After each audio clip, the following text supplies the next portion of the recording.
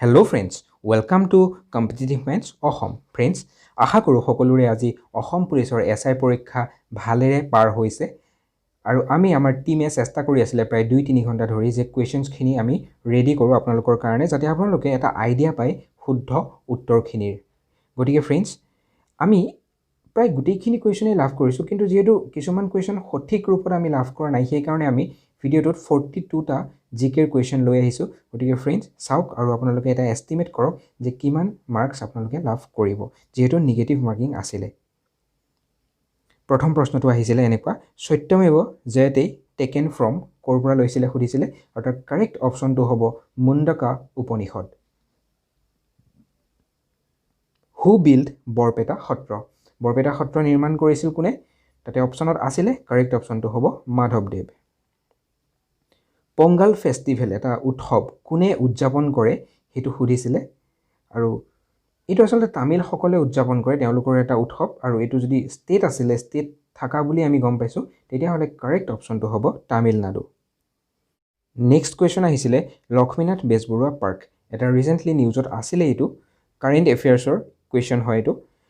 মুখ্যমন্ত্ৰী সৰ্বানন্দ সোণোৱালদেৱে উদ্বোধন কৰিছিলে আৰু ইয়াৰ শুদ্ধ উত্তৰটো হ'ব মৰিগাঁও হয় মৰিগাঁৱত এইখন উদ্বোধন কৰা হৈছিল NEPৰ ফুল ফৰ্ম এতিয়া চাওক যিহেতু কেইদিনমান আগতে নিউ এডুকেশ্যন পলিচি ৰিলিজ কৰিছে গতিকে বহুতেই এইটো নিউ এডুকেশ্যন পলিচি টিক কৰিছে কিন্তু ইয়াৰ কাৰেক্ট অপশ্যনটো নেশ্যনেল এডুকেশ্যন পলিচি হয় মায়ামৰা সত্ৰৰ ফাউণ্ডাৰ কোন আছিলে মায়ামৰা সত্ৰৰ ফাউণ্ডাৰ হ'ল অনিৰুদ্ধদেৱটো কাৰেক্ট অপশ্যন ভূপেন হাজৰিকা সেতু কোনখন নদীৰ ওপৰত সুধিছে তো আমি সকলোৱে গম পাওঁ নিশ্চয় যদি আপুনি এক বছৰ আগৰ নিউজবোৰ পঢ়ি আছিলে এইটো লোহিত নদী হ'ব কাৰেক্ট অপশ্যনটো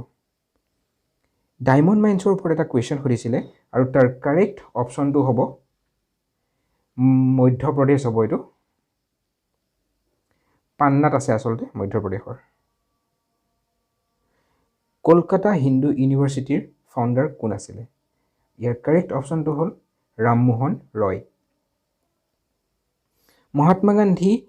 এইটো এটা ইণ্টাৰেষ্টিং কুৱেশ্যন আমি সকলোৱে জানো প্ৰথম মহাত্মা গান্ধী আহিছিল 1921 চনত তাৰপিছত বহুকেইবাৰ আহিছিল কিন্তু ইয়াত সেইটো সোধা নাই সুধিছে কেইটামান চন দিছে আৰু সুধিছে যে কোনটো চনত মহাত্মা গান্ধী অসমলৈ অহা নাছিল আৰু মই কৈ দিছোঁ মহাত্মা গান্ধী অসমলৈ আহিছিল 1921 1926 1934 আৰু 1946 চনত গতিকে নহাৰ যিটো অপশ্যন আছিল সেইটো আছিল 1942 গতিকে 1942 correct option Raja Rammohan Roy sent to London during whose reign Rammohan ৰয়ক লণ্ডনলৈ পঠোৱা হৈছিল কাৰ ৰাজত্বকালত আৰু তাৰ উত্তৰটো হ'ব আকবৰ শাহ 2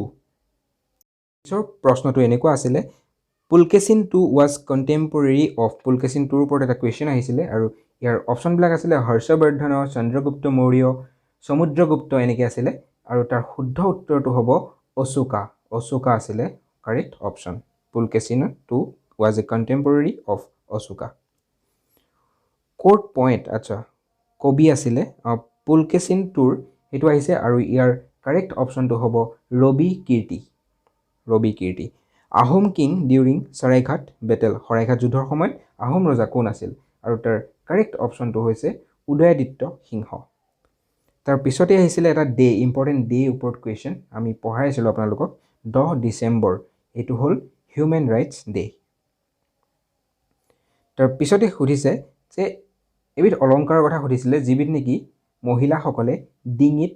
পৰিধান নকৰে বুলি কৈছিলে গতিকে তাৰ কাৰেক্ট অপশ্যনটো হ'ব থুলীয়া বুলি এটা অপশ্যন আছিলে সেইটোৱেই correct answer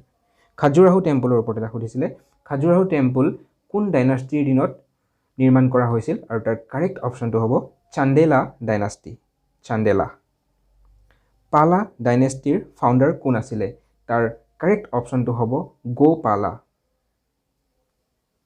Ahom king during Latakata ৰণৰ সময়ত আহোম ৰজা কোন আছিল ইয়াৰ উত্তৰটো হ'ল ৰাজেশ্বৰ সিংহ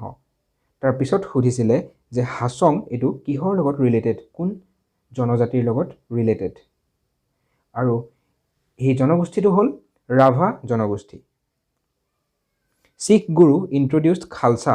খালছাটো এইটো যিটো শিখসকলৰ এটা ট্ৰেডিশ্যন এটা বিশ্বাস আচলতে সেইটো কোনজন শিখ গুৰুৱে ইন্ট্ৰডিউস কৰিছিল সুধিছে আৰু তাৰ উত্তৰটো হ'ল গুৰু গোবিন্দ সিং বুসু ডিমা ফেষ্টিভেল কোনে পালন কৰে বা কোনে উদযাপন কৰে সুধিছিলে তাৰ উত্তৰটো হ'ব যেহেতু আপোনালোকে যদি অলপ প্ৰশ্নটো ভালকৈ পঢ়ে কেতিয়াবা প্ৰশ্নটি উত্তৰটো পোৱা যায় যেটো ডিমা মেনশন কৰি দিছে আৰু ইয়াৰ কাৰেক্ট অপচনটো হ'ব ডিমাসা সকলে হুদুম পূজা কোনখন ঠাইত উদযাপন কৰা হয় সক হুদুম পূজাটো উদযাপন কৰে কোচ ৰাজবংশী সকলে গতিকে কোচ ৰাজবংশী সকলে যেটো উদযাপন কৰে এটো হ'ব Goalpara district Bhaskar Barman contemporary of এটো কোৱেশ্চন আহিছিলে আৰু ইয়াৰ কাৰেক্ট অপচনটো হ'ব হৰ্ষ বৰ্ধন জানে নিশ্চয় বহুত এটো আনসাৰ কমন কোৱেশ্চন হয় এটা স্মলেষ্ট নেশনেল পাৰ্ক সৰু national park in terms of area মাটিকালিৰ ফালৰ পৰা আৰু ইয়াৰ কাৰেক্ট অপচনটো হ'ব ওৰাং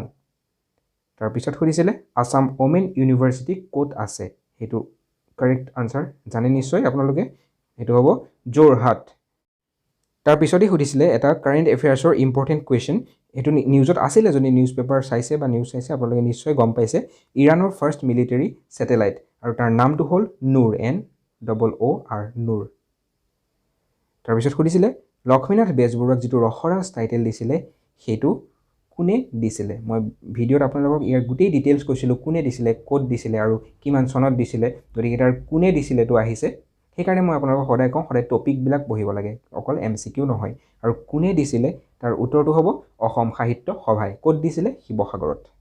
আৰু কেতিয়া দিছিল হেতু আপোনালোকে মোক কমেন্টত জনাব যদি পাৰে rock ইনস্ক্ৰিপশন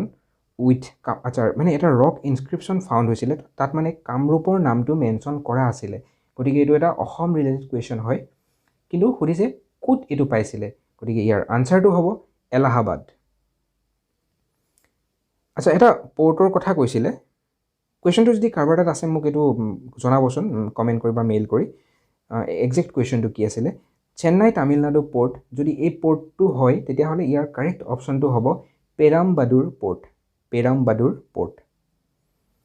fundamental right first mentioned in which session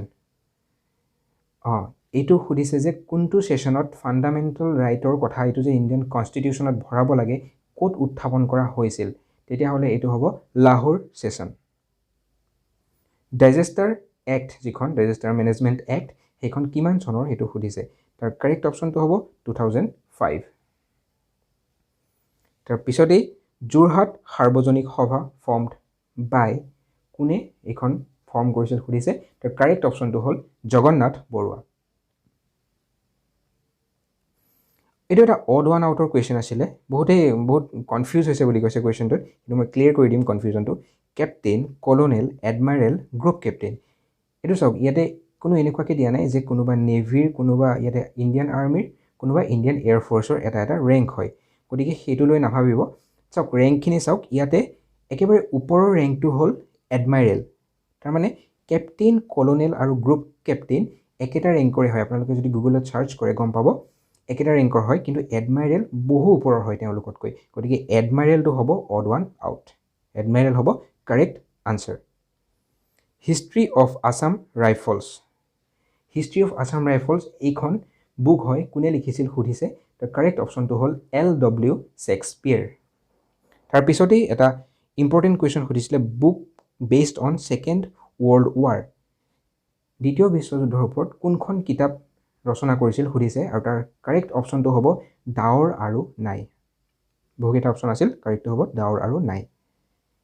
তাৰ পিছতেই সুধিছে লোহিত চিয়াং আৰু কোনখন নদী লগ হৈ ব্ৰহ্মপুত্ৰখন সৃষ্টি কৰে এটো মনত ৰাখিব লোহিত আৰু দিবাং নদী লগ হৈ চিয়াঙত পৰিছে আৰু তাতেই ব্ৰহ্মপুত্ৰখন তাৰ পিছতেই ফৰ্ম হৈছে গতিকে ইয়াৰ কাৰেক্ট অপচনটো হ'ব দিবাং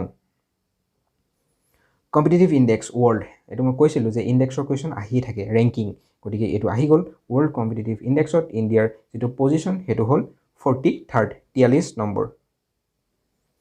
হয়গ্ৰীব মাধৱ মন্দিৰ ফাউণ্ডাৰ কোনে হয়গ্ৰীব মাধৱ মন্দিৰ নিৰ্মাণ কৰিছিল আৰু তাৰ কাৰেক্ট অপচনটো হ'ল ৰঘুদেৱ তাৰ পিছতে এটো মই ঠিক গম পোৱা নাই আমি কালেক্ট কৰিছিলো কিন্তু ইয়াতে আমি গম পাইছো যে পাইক সিস্টেমৰ ওপৰত এটা আহিছে কিন্তু এক্সাক্ট কোৱেশ্চনটো গম পোৱা নাই যদি আপোনালোকে গম পাইছে মোক কমেন্ট বক্সত কমেন্ট কৰি জনাব তেতিয়া বেলেগৰ কাৰণেও ভাল হ'ব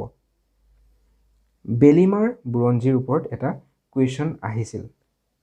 এতিয়া বেলিমাৰ বুৰঞ্জীৰ কুৱেশ্যনটো ইয়াতে কৈছে লিখক আহিছিলে কিন্তু আমি কৈ থওঁ যে বেলিমাৰ বুৰঞ্জীৰ কুৱেশ্যনটো যদি আহিছিল তেতিয়াহ'লে ইয়াৰ কাৰেক্ট অপশ্যনটো হ'ব সূৰ্যকুমাৰ ভূঞা বেলিমাৰ বুৰঞ্জীৰ আনচাৰ সূৰ্যকুমাৰ ভূঞাটো হ'ব কাৰেক্ট অপশ্যন গতিকে ফ্ৰেণ্ডছ এইখিনি আছিল আমাৰ যিখিনি কালেকশ্যন কুৱেশ্যনৰ